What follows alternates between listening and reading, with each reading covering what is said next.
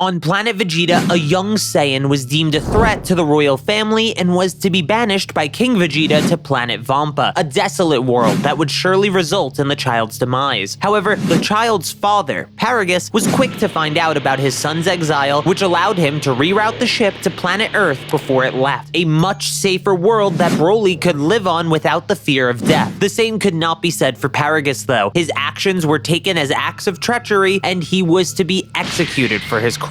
King Vegeta asks if there's any way to track the ship, and his technicians say the ship seems to be headed for a worthless planet called Earth. King Vegeta is visibly angry, but there's no point to dwell on it. With Broly off-world, he wouldn't be a threat to the royal family. Eventually, Broly lands in the forests of Mount Paozu, where an old hermit named Son Gohan finds him and takes him in as his own. The landing was rough and caused Broly to hit his head. He remembers nothing of the Saiyans, nor is he as aggressive as he would be otherwise. However, one morning, Broly wakes up a bit too early. The moon is still in the sky, and he looks at it, transforming into the mighty Ozaru. Luckily for Grandpa Gohan, the moon would soon set and return Broly to normal. Notably, Broly's resting power level is 920, meaning his Ozaru form would be 9,200. Luckily, he didn't destroy Vampa in the original timeline when in his Ozaru form, so he probably wouldn't destroy Earth either. Despite Grandpa Gohan warning Broly to avoid the full moon, another accident would happen, and this time, Grandpa Gohan won't make it out alive. This all happens before Goku is even born, as Dragon Ball Super's Broly is 5 years older than Goku. So 5 years have passed since Broly was sent to Earth, and back on planet Vegeta, all the Saiyans were called to return to the planet at once, resulting in the largest gathering of Saiyans in years. This made Bardock extremely suspicious, however Guinea puts Bardock's suspicions to rest, causing him to give up on sending Goku away. Unfortunately for them, it wouldn't be long before Bardock was shown to be right, and despite his best efforts to rebel, he gets destroyed with the rest of the Saiyans. Goku never becomes Goku. He dies as he was born, Kakarot. Years pass until Bulma finds a 17-year-old Broly alone in the mountains with nothing but a small home and a Dragon Ball. At 17 years old, he's basically fully grown, much like Goku, who is slightly shorter than his full height at 18. Also, his in-universe name is Goku, but for the sake of simplicity, I'll be calling him Broly in the narration, but just know his name would be Goku in the story. From here, things play out the same for the most part. When they save Turtle and meet Roshi, Broly receives the Kinto Un, Flying Nimbus in the dub, and Bulma acquires the Dragon Ball. We don't have to talk about that anymore. Broly is rejoiced to find someone who is close with his grandfather, and he says he will train with him after they finish collecting the Dragon Balls. Roshi says he'll prepare for the occasion and sets off into the ocean with Turtle, heading back to Kame House. From here, the notable difference from the original is Broly. He's far stronger than Goku and far quicker to kill in order to protect someone, so people like Oolong and Yamcha are killed immediately. This doesn't happen before Yamcha could chop off Broly's tail though, something he considers his last act of defiance in the face of someone far more powerful than himself. Next is the journey to Fire Mountain, where we meet Ox King and Chi-Chi. They plead to have their castle saved, and Broly throws a powerful punch to blow the fire out without requiring Master Roshi's help. This display of power is extremely impactful on Chi-Chi, who has a newfound interest in Broly, but not in the way you'd expect. That doesn't matter for now, as our heroes continue their journey, leaving the king and princess behind. Now it's time for Pilaf's castle, where Bulma and Broly are trapped with the sleeping gas. Broly's punches are far stronger than Goku's Kamehameha was in the original, allowing them to escape their imprisonment and stop Pilaf from getting his wish. The Pilaf gang make their escape, and Broly is about to go after them, but Bulma tells Broly to let them go. They already have the Dragon Balls. Bulma summons Shenron and wishes for the love of her life to be brought to her, but Shenron says he can't do that. The being who is to become the love of her life is far too powerful and cannot be transported against their will. He apologizes and asks if she has another wish. Bulma storms away in a rage, and Broly innocently asks Shenron if he could give him the 4-star Dragon Ball back, but once again, Shenron says he can't, as the Dragon Balls must scatter after a wish is made. Broly is upset at Bulma for not telling him this, and with a little fear and remorse, she chooses to avoid all responsibility and wishes for Shenron to send her home. Her wish is granted before Broly could get too angry with her. With Bulma gone, Broly is back to square one. No, worse than square one. He's alone, nowhere near his home, and with no Dragon Ball to give him the comfort of his grandfather. But that's when it hits him, his grandfather. Broly remembers that the Turtle Hermit said that he knew his grandfather and offered to train him, so Broly gets on the Flying Nimbus and heads the direction Roshi left with Turtle on the beach, eventually coming across Roshi's island Island and Kame House. This is where one final change occurs in the story, the lack of Krillin. In this story, Krillin doesn't leave Orin Temple, dealing with the bullying of his seniors rather than going off on a perilous journey to some unknown island to train with a man who may only be a legend. This doesn't mean that Broly will train alone though, because Chi-Chi joins him on the island, being told about Master Roshi by her father, who trained with Grandpa Gohan years ago. This was the interest Chi-Chi took in Broly. After seeing what he was capable of on Fire Mountain, she sought to grow stronger. Roshi accepts both with open arms, excited to see what the future of martial arts can bring, and as a favor to his disciples from so long ago. So training begins, and it's immediately clear to Roshi that his normal training would be far too easy for Broly, so he increases the weight of Broly's shell and continues to increase it daily in order to make it somewhat of a challenge for him. Roshi himself even partakes in an intensive secret training while he has Turtle monitor his two students. If he wants to keep Broly interested in martial arts, he'd have to show him that not everyone is far below his power. After 8 months, the Tenkaichi Budokai is here, and Roshi enters under the alias of Jackie Chun, while Chi-Chi and Broly enter under their own names, of course. All three easily make their way through the tournament, with the only challenges being each other. Due to his secret training, Roshi is able to take out Chi-Chi in the semifinals, leaving the final match as Broly versus Jackie Chun. With no tail, Broly doesn't transform into a Nozaru, but Roshi is still forced to use his buff form in order to keep up with Broly at all. The two fight it out until eventually Roshi's stamina gives out and Broly secures his first tournament win. After the tournament, Broly finds Bulma again. The two do make amends, and Bulma is profusely sorry for how she treated Broly and happily gives him the Dragon Radar to go and collect his grandfather's 4-star ball. From here, the Red Ribbon Army arc is basically just easy mode due to Broly being completely overpowered, so just take any fight Goku had trouble with and say that there wasn't an issue in this version. Tao Pai Pai still manages to kill Appa's father, Bora, but the assassin is immediately killed afterwards by Broly, who is just innately stronger than him without requiring special training. This leads to Broly wanting all the Dragon Balls so he can revive Bora, so he takes on the rest of the army with no issues, and this leads him to Fortune Teller Baba, where he has to compete in her tournament. Broly takes on all of her combatants by himself, eventually leading to his reunion with Grandpa Gohan. This moment is heartfelt and full of emotion. Grandpa Gohan spends his remaining time chatting with Broly and asking him what has happened since his death, and Broly just tells him everything. After hearing about Roshi in the tournament, Grandpa Gohan tells Broly to travel the world for the next 3 years to gain more power and mastery. Once 3 years pass, he should return to hold his title at the tournament. Broly agrees, and as he does, it's Grandpa Gohan's time to return to heaven, so they say their goodbyes and part ways. Broly retrieves the final Dragon Ball and makes the wish to revive Appa's father. With speed far greater than Goku's, he catches all 7 of the balls before they can fly away. Broly then takes the balls with him on his journey around the world. Broly arrives at the tournament 3 years later, now 20 years old and fully grown, and is wearing a Turtle School uniform that he had gotten made for him on his journey. This tournament is once again a joke, and Ten Shinhan is beaten so badly that he goes on to wander the world in search of new ways to grow stronger that are outside of traditional training. Perhaps he even climbs a certain tower to meet with a certain Grand Master. After the tournament, Roshi and a notably taller Chi-Chi congratulate him on another victory. Broly forgets his stuff in the tournament building, so Chi-Chi goes back to get it for him, only to be ambushed and killed by Tambourine, who was after the Dragon Balls Broly had in his possession. After realizing that Chi-Chi was taking way too long, Broly goes back to the arena and finds Chi-Chi's lifeless body on the ground. He begins to enrage. He asks the tournament announcer who did this, and all he could do is point in the direction the monster who did it flew off in. With no Dragon Radar due to it being stolen as well, Broly gets ready to fly in that direction, but not before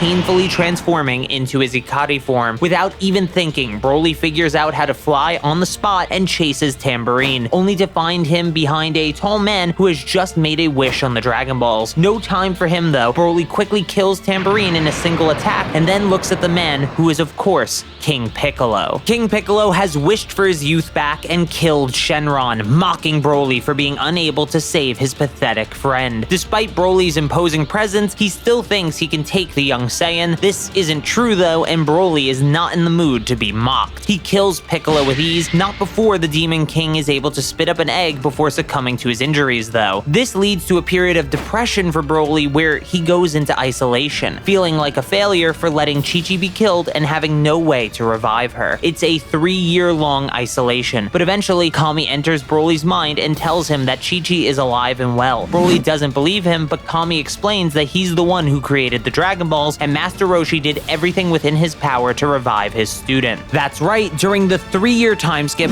Roshi trains with Master Karin and Ten Shinhan so he would be strong enough to journey to Kami's lookout using the power pole that Broly had left at the tournament. He then pleaded with Kami to restore Shenron, and Kami eventually gives in, knowing they'll need everyone they can get for the reincarnation of the Demon King Piccolo. Kami tells Broly that if he wishes to see his companions again, he should enter the tournament and defeat Piccolo Jr. Broly agrees without a second thought. So everyone reunites at the tournament. Roshi, Chi-Chi, and even Bulma, who helped Roshi track the Dragon Balls, were there. Ten Shinhan showed up as well, having left Karin's tower after Roshi did and training under Kami while Roshi searched for the Dragon Balls. Everyone is happy to be reunited, but it's short-lived for Broly, who gets chills down his spine. A presence unlike any he's ever felt before was shaking him to his core. It's none other than Piccolo Jr., who tapped into his own potential while training for 3 years, a sole goal of surpassing Broly in mind. In Broly's isolation and depression, he was very introspective and became more attuned with the world around him. Through his own natural talent, he learned to sense ki, which was useful. However, he might even be weaker than he was at the last tournament since he wasn't training or eating properly. Piccolo might actually end up being an issue for the young Saiyan. Roshi is the first to be eliminated from the main cast, leaving Piccolo, Broly, Chi-Chi, and Ten Shinhan in the semi-finals. Chi-Chi trained to be a good rival for Broly, but he was still able to beat her. This was by far the closest fight he ever had though, and he is proud of his friend. Ten Shinhan is equally impressive, but is simply no match for a Piccolo that prepared to fight Ikari Broly. This leaves us with Broly versus Piccolo as the final match of the tournament. Piccolo had tried his best to prepare for the power of Broly in his Ikari form, but he fell considerably short of that goal. However, it was clear to Piccolo that this Broly didn't have that power. Without it, Broly stood no chance. Just to be clear, Dragon Ball characters get stronger based on their goals. Think of the Saiyan Saga as a clear example of this. Human characters doing Goku's training from the arc prior exceed Raditz just because he's the goal they want to overcome. Piccolo is enjoying the pummeling, but eventually he tells Broly that it's time for him to die. This was a pathetic display, even more pathetic than his friend's death. That was the wrong thing to say. Broly's power begins to spike and he transforms into the Ikari form once again. Even with a weaker base form, this is more than enough to beat Piccolo. After being declared the winner of the tournament, Broly doesn't stop there, since his rage doesn't subside, and he kills the Demon King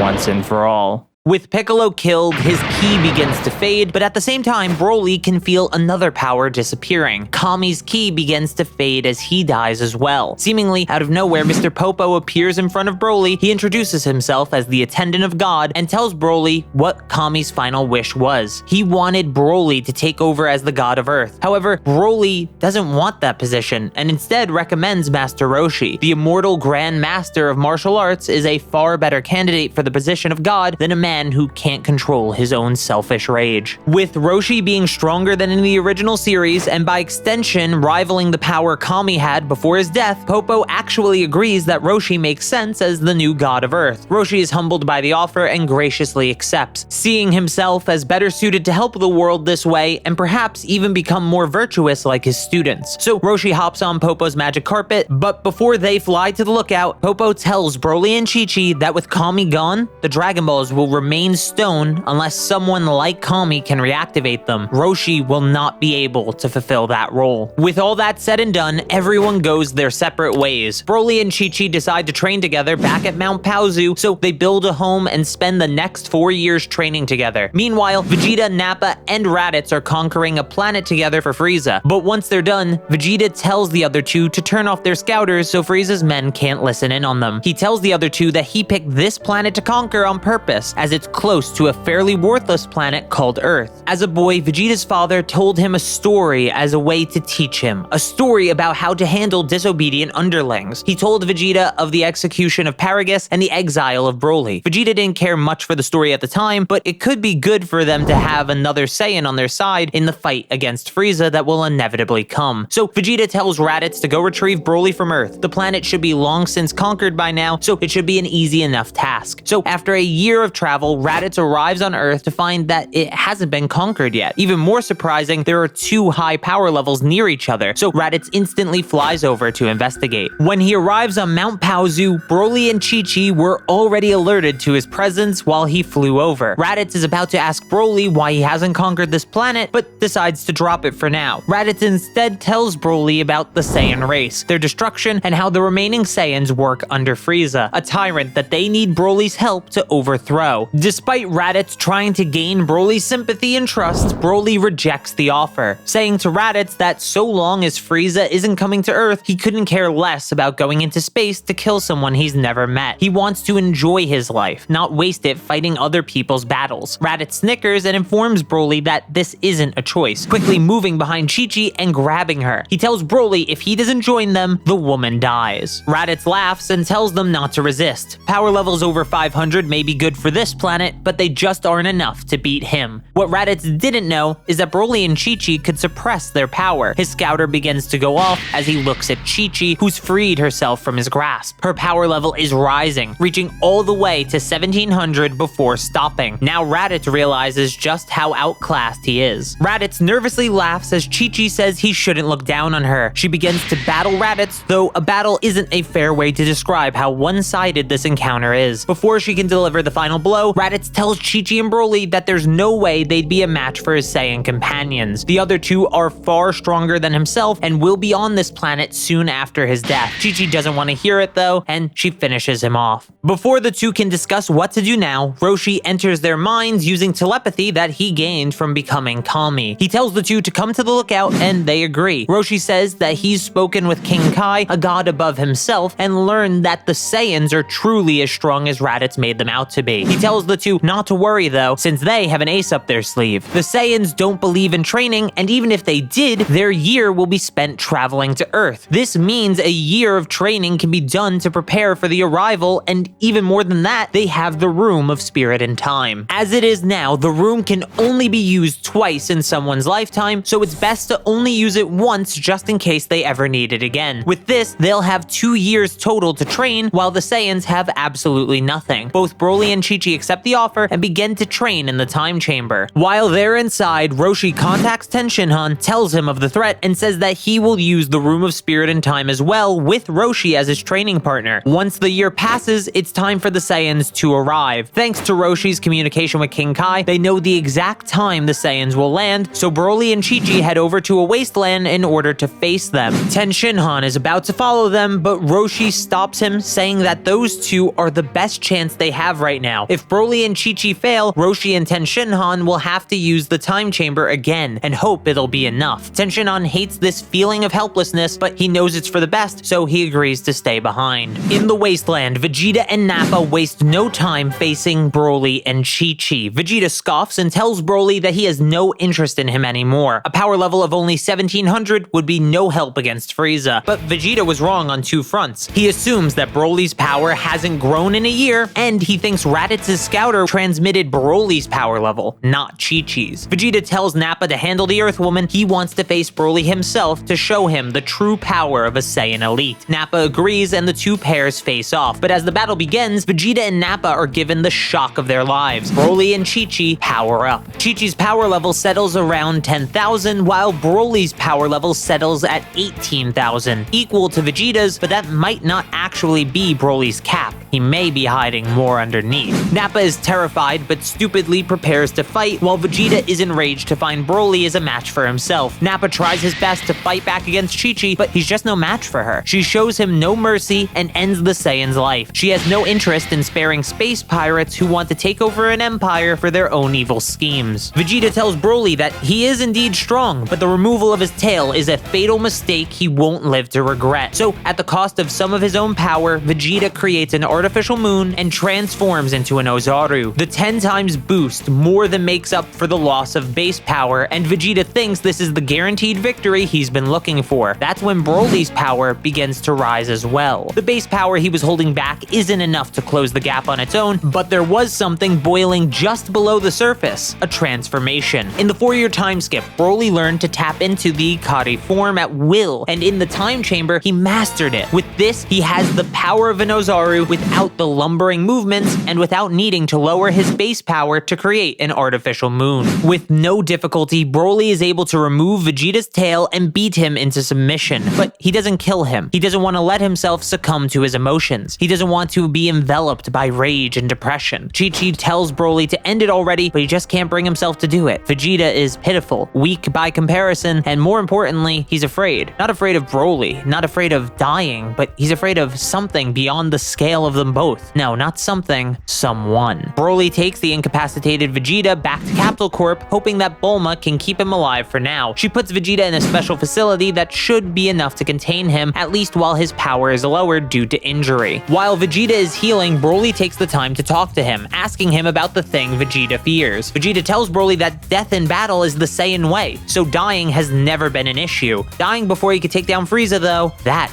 is truly frightening. Broly is taken aback that someone strong enough to scare Vegeta exists. Vegeta tells Broly his belief that Frieza was involved in the Saiyan extinction, even though he enslaved them all. His pride as a Saiyan hinges on him getting revenge, or at least a Saiyan getting it for him. Broly has a lot to take in, but Vegeta realizes he might have made a mistake. He asks where his scouter is, and Broly points to the end table. It was repaired by Bulma a while back. Vegeta quickly blasts the device, but it's too late. Vegeta's plans for insurrection were just broadcast to Frieza's top men. It's only a matter of time before they find where he is and come to take him out. Based on Frieza's last known location, it should take him at least 2 years to get to Earth, but even that might be a stretch. They don't have much time to prepare. Broly asks if Vegeta is willing to work together to defeat Frieza, and though he doesn't want to admit it, working with Broly is his best chance. That was all Roshi needed to hear. He sends Popo over with Master Karin and gives Vegeta a Senzu, instantly restoring him to full power and beyond with a Zenkai boost. With Vegeta healed, Broly tells him that they need to train for the upcoming threat, and even though he doesn't want to admit it, Vegeta realizes training is probably a good thing. Chi-Chi is about to join them, but Roshi says that he has a better way for her to train. He takes the human warrior to Snake Way and even sends Ten Shinhan with her. The two will be training with King Kai to master his new technique. The Kai told Roshi that Broly's transformation wouldn't mix well with it, so he better stay on Earth. Vegeta, on the other hand, is just someone he doesn't want on his planet.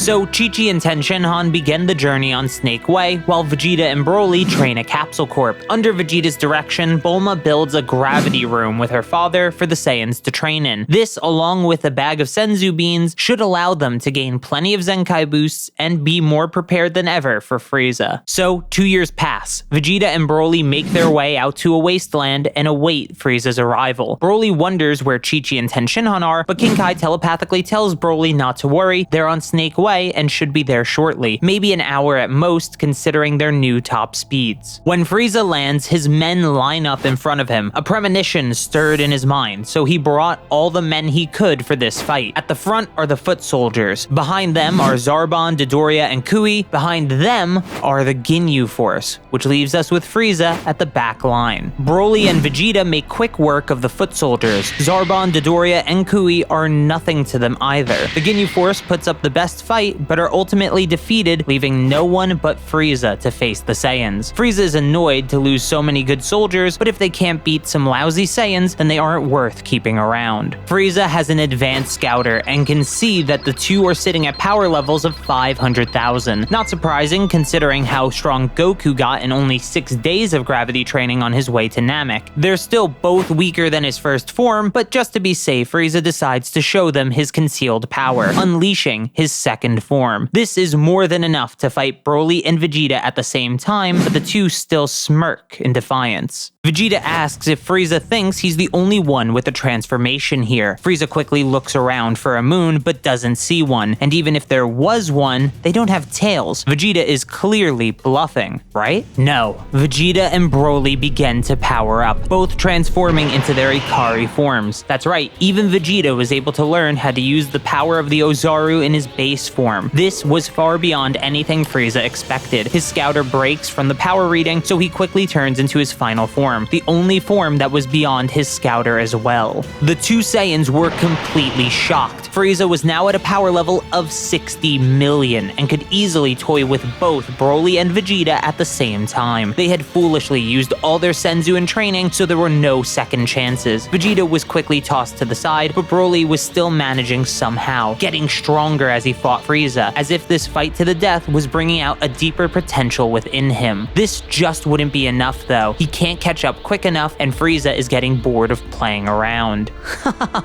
I'm glad I wiped out your kind. Enough of you would be more of a nuisance than you're worth. Vegeta's suspicions were correct, but it still killed him inside to know it was true. His pride as a Saiyan was on the line, so he charges Frieza, hoping beyond anything that the power of a Super Saiyan would awaken within him, but nothing changes. Vegeta is killed by Frieza. Frieza slowly turns to Broly. I apologize for having to cut our fun short, but I'm done wasting time on the likes of you. I have an army to rebuild after all. Frieza beats Broly to the brink of death, but before he can finish him, a pair of kicks knock Frieza away. Chi-Chi and Ten Shinhan have arrived back on Earth. Chi-Chi tells Ten Shinhan to help Broly, and he gives him a senzu to eat and another to hold on to. These were the last two Master Karin had. Meanwhile, Chi-Chi is actually holding her own against Frieza, but Broly doesn't understand how. Using Piccolo as a reference point, he went from a power level of 3,500 to over 42,000 at least, based on Nail's statement, and maybe even over 100,000 if we use guides. That's from him training with King Kai for all of 5 days. That's not a joke, by the way. He only trains with King Kai for 5 days and gets that strong. Now, imagine Chi-Chi and Ten Shinhan training together for 2 years, and them being at an extremely high power level when they're done isn't inconceivable, especially when you realize the Kaioken she's using is 20 times. After healing Broly, Ten Shinhan activates Kaioken as well and goes to help Chi-Chi. He's not quite at her level, but at least he's able to put up a good fight. The two are fairly well coordinated, but it simply isn't enough. Even at half power, Frieza is just too much for them. Broly watches in horror as Ten Shinhan is mortally wounded and tossed to the side, but Chi-Chi is killed on the spot. That was all he could take. His hair begins to change and his power begins to rise. He re-enters the Ikari form, then his hair begins to glow brilliantly until finally,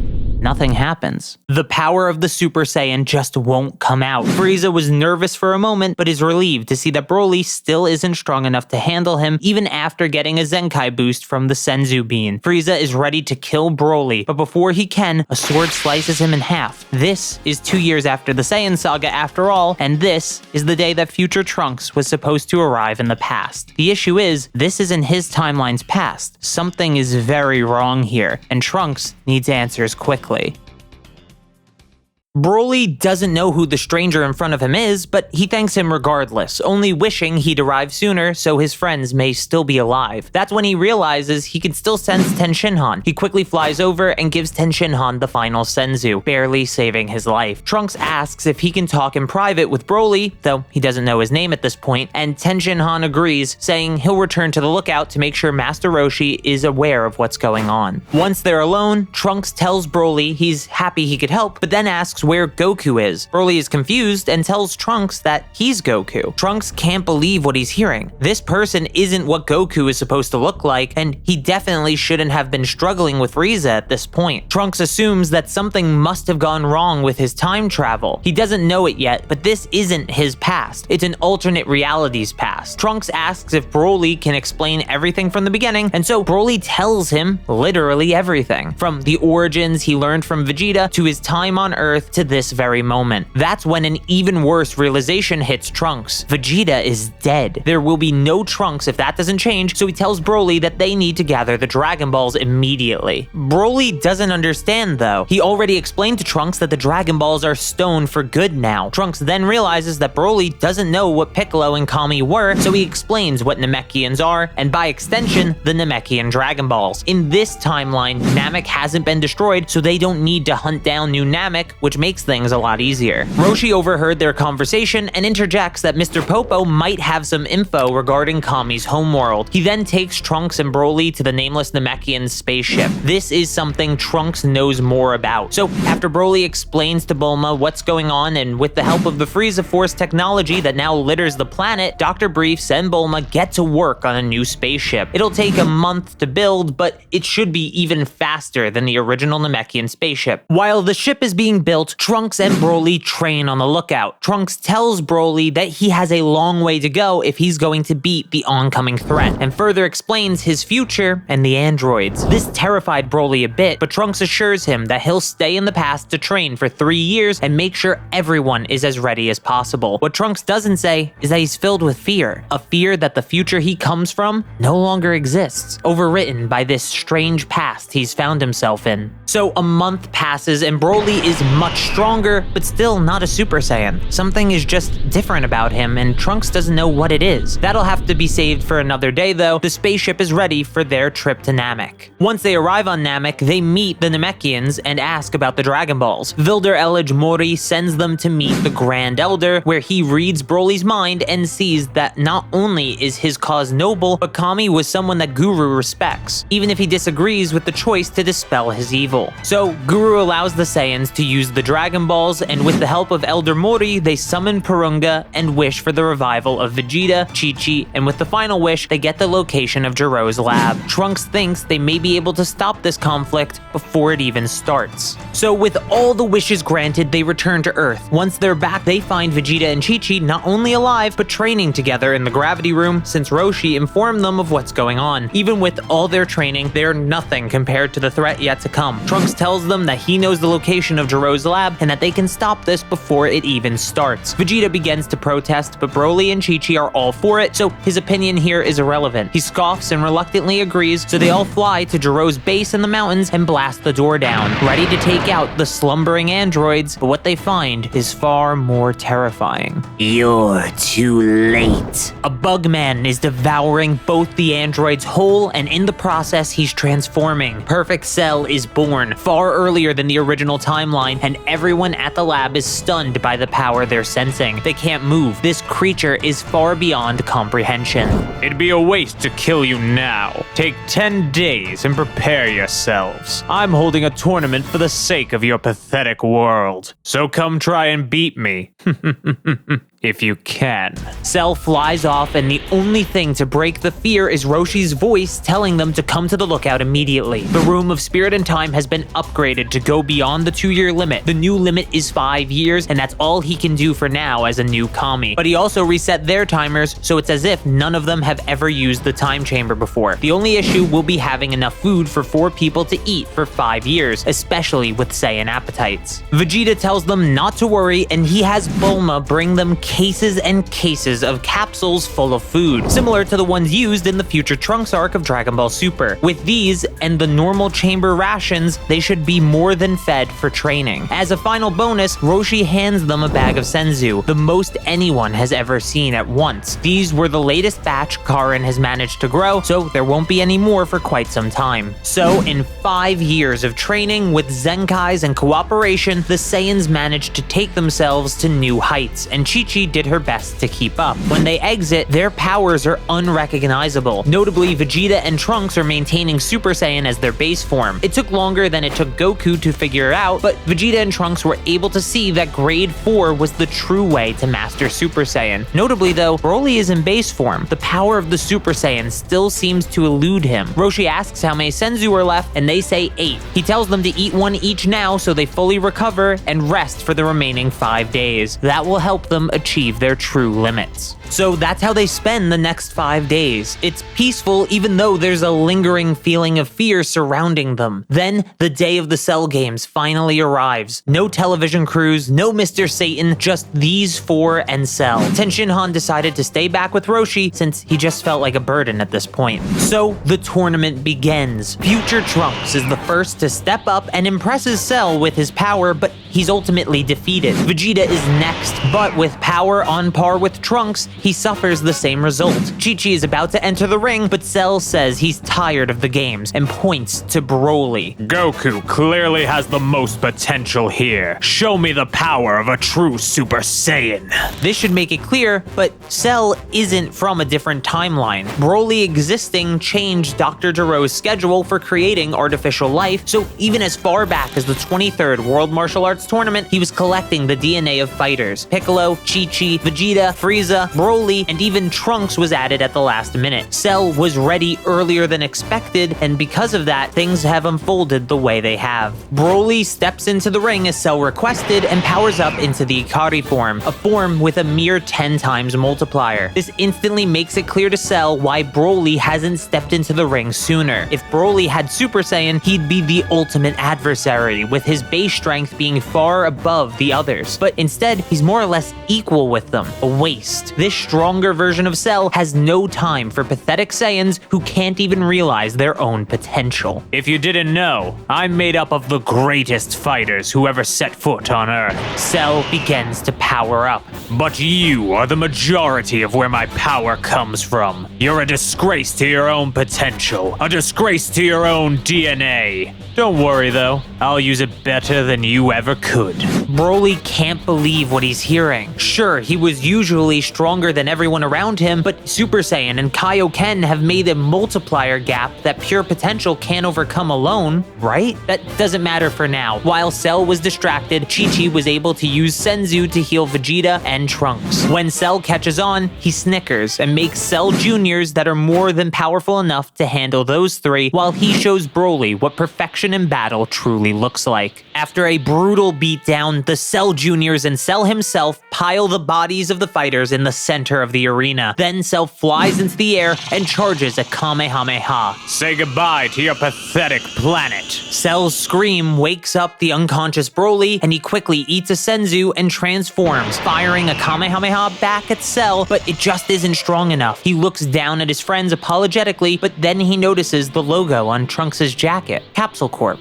That's how it all began. Bulma, Roshi, Tenshinhan, Vegeta, Trunks, and Chi-Chi. They were all counting on him to do something. They were all counting on him to win. For the longest time, he's been holding back so much because he's scared of himself. When he found out that he killed Grandpa Gohan in a blind Ozaru rage, or when he thought of his depression that he fell into after defeating King Piccolo, it made him want to shut this emotional power away. But he can't shut it out anymore. He has to make this power his own. So, with tears in his eyes, Broly's body begins to change. The Super Saiyan form unlocked on top of the Ikari form, and his beam was winning. Cell calls the Cell Juniors to aid him, but they don't answer. He looks down and sees the others have gotten up and are fighting them, while Broly blasts Cell away. Broly quickly helps the others finish off the Cell Juniors, and once they're all gone, the group fall to the ground, completely exhausted, but the day is won. Cell has been defeated. The blast from Broly was more than enough to entirely finish off the genetic monster and overcome his regeneration. The group make their way back to Capsule Corp exhausted, but with a new hope of things to come. Trunks says he's going to see how his future is holding up and if it even still exists. But as he reaches for the capsule containing his time machine, all he finds is a broken case full of smashed capsules. Trunks made the mistake of bringing his capsules to the fight, and now he has no way to return to his timeline. He still feels like a failure, but he shakes the feeling off, thinking it's possible the future is already gone anyway. So Trunks asks if he can stay with them in the present, and Vegeta says he could stay at Capsule Corp, of course, with his family. Trunks' eyes water up, and he thanks his father. With that, there are 10 years of peace. Remember, Cell was 3 years earlier in this timeline, so there are 3 additional years of peace. In that time, they will all continue training. Everyone has the goal of reaching and surpassing Broly and Cell. That's not all that happens though. Chi-Chi and Broly end up actually getting together, realizing that they've always had feelings for one another. After their marriage, Trunks is born, and shortly after that, Goten is born as well, the child of Broly and Chi-Chi. At the end of the 10-year peace, they all get together once again and enter the World Martial Arts Tournament. Even Ten Shinhan arrives after training for years on the lookout, and even using his 5 years in the time chamber, he's gotten quite a bit stronger. In the junior division, Goten beats present Trunks, securing the money for the Son family, and in the main division, things start to get strange. Chi-Chi is the one to face Supreme Kai, and she actually beats him pretty easily. Kibito heals him after the match, and the Kai thanks her for the fun fight. After that, it's Trunks who fights Kibito, and when asked to turn Super Saiyan, he tells Kibito that he's already a Super Saiyan. He powers down to base for the first time in a decade and transforms back into Super Saiyan to show Kibito the power power he asked for firsthand. Kibito and Supreme Kai are completely shocked. With 3 extra years of training, Vegeta and Trunks in Super Saiyan are stronger than Gohan in Super Saiyan 2 from the Cell Saga in canon. Kibito apologizes for what's about to happen, and the Supreme Kai restrains him, allowing Spopovich and Yamu to drain his energy. From here, things are basically the same until Dabura attacks the group. Before Kibito can be killed, Broly jumps in front of Dabura and kills the King of Demons effortlessly. In this version of events, Cell had Broly's DNA, and by extension, was stronger than even Super Perfect Cell. With everyone's goal being to surpass Cell at least, Broly is more than enough to handle Dabura, even in just his Ikari form.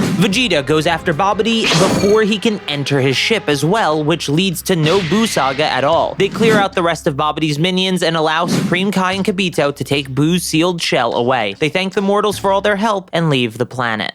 With Buu handled by our far stronger main cast, all there is left to do is train for 4 years until Beerus arrives on Earth in search of the Super Saiyan God. At first, he asks Trunks if he knows anything, since he was the one to defeat Frieza, but he doesn't have an answer. Vegeta is even the same, never having heard of the Super Saiyan God before. Beerus is annoyed, but decides to enjoy the party and the delicious food instead of getting too angry about it. Whis makes a passing remark about Beerus's premonition being a big waste of time, and that's what sends him over the edge. He tells the Saiyans to figure out who or what the Super Saiyan God is immediately, or their new home will be destroyed like their old one. This enrages the fighters, who all go after Beerus. First, Chi-Chi and Ten Shinhan use their Kaioken times 20 to try and take him down, but they just aren't strong enough. Trunks and Vegeta are up next and show off Super Saiyan 2, a form they learned in the 14 years of training since Cell. But even with the 2 of them, they just aren't enough to do anything to Beerus. The strongest among them by far is Broly, who has learned to control his Super Saiyan mixed with the Ikari form, a 500 times multiplier that leads to the most fun Beerus has ever had in a fight. But that's not saying much. A deeper power is building within Broly, but Beerus doesn't notice it and knocks him out instead. Beerus would have awakened the full power Super Saiyan form if he hadn't beaten Broly then and there. He asks one final time about the Super Saiyan God, but they just don't know about it. That's when King Kai enters their minds and tells them of the Namekian Book of Legends and the Super Saiyan God ritual. Once Beerus arrived on Earth in search of the Super Saiyan God, Roshi began to ask all the gods he knew if they had any answers, which led to King Kai asking the newly appointed Grand Elder Mori about it. Beerus is excited and thanks King Kai, saying he'll reward him with a larger planet. King Kai is grateful to be of help, and all that's left to do is perform the ritual. The issue is, they're still one Saiyan short. Beerus is annoyed at himself for giving Frieza permission to destroy the Saiyans, but there's nothing that can change that now. He thinks if he should just finish them off, but before he can, Bulma steps up and reveals that she's pregnant with Bra early due to all the extra years of peace. It might be worth it to try using her in the ritual. So they attempt the ritual with Bulma, and it works. The first Super Saiyan God is born, and it's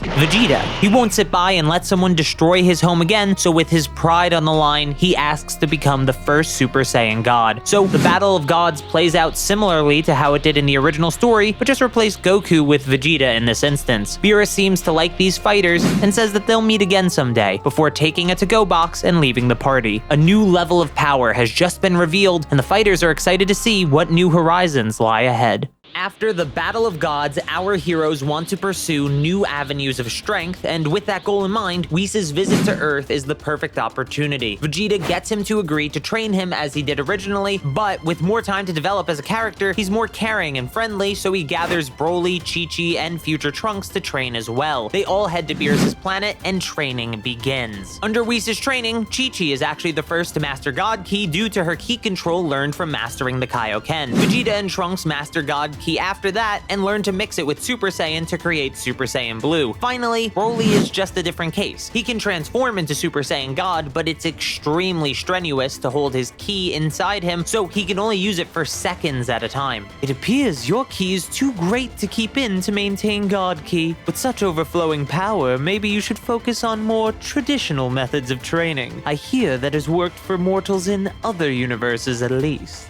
With no Dragon Balls on Earth and Frieza's army not even aware of their existence to begin with, there's simply no Resurrection F. That does leave us with the Universe 6 tournament where the Universe 7 team is Broly, Chi-Chi, Vegeta, Trunks, and Ten Shinhan. The first match is Botomo versus Ten Shinhan, but after figuring out Botomo's ability, Ten Shinhan is able to quickly throw him out of the ring. Frost is simply too strong for Ten Shinhan to handle, so it's left to Chi-Chi, but despite being stronger, the poison causes her to get eliminated. Trunks is up next, and he doesn't trust Frost, so he quickly blasts him out of the ring before he can even touch him. Magetta and the box surrounding the arena leads to Trunks getting exhausted and eliminated since he doesn't think to insult him. Vegeta is up next, but he isn't as polite and quickly calls Magetta a bucket of bolts or something, which allows him to eliminate Magetta with ease. Then, the Kaba fight is pretty much exactly the same as in canon, so nothing really important to cover there. This leaves us with the Hit fight, but between time skip and Vegeta's exhaustion, he's just no match for the assassin even in Super Saiyan Blue. This leaves only Broly. He enters the fight and turns into his version of Super Saiyan and is able to overpower Hit for a bit, but Hit's own potential has him catch up extremely quickly. There's nothing Broly can do except tap into the power he couldn't fully control yet. Broly turns into his full power Super Saiyan form. Even without full control, the power was more than enough to overcome Hit and his time skip with ease, winning the tournament for Universe 7. This is actually the last arc we have at this point. There's no Trunks in the future to warn about a potential Broly Black if something like that would even happen, and Broly isn't like Goku, so he wouldn't befriend Zeno in the same way. Without the promise of the Tournament of Power, you may think the universe is doomed, but that isn't true. In the future timeline, Zeno, on his own, never comes to the conclusion of destroying the 8 universes, so why would present Zeno do it? He just wouldn't. Life continues to be good for our heroes, and they live their lives happily, at least until manga arcs get animated and we can talk about those. Until then, though, thank you so very much for watching.